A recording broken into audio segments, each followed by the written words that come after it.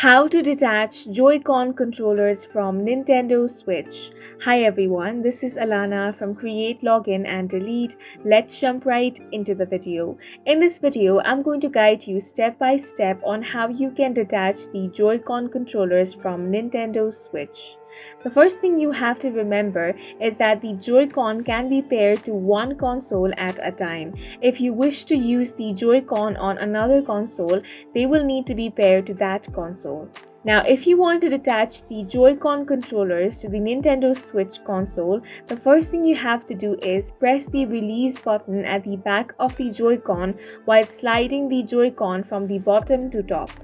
After detaching the Joy-Con controllers from the console, be sure to attach the Joy-Con straps before starting a game or software.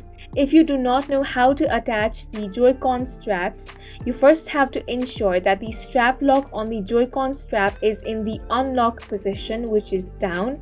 Make sure that the Joy-Con straps are correctly oriented. Then attach the Joy-Con strap to the Joy-Con controllers.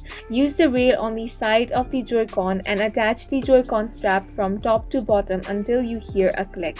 And lastly, the Joy-Con registration information is not deleted when the Joy-Con controllers are detached. You can now use them as wireless controllers. And that's it for this video. If you have any questions or confusions, do leave them on the comment section.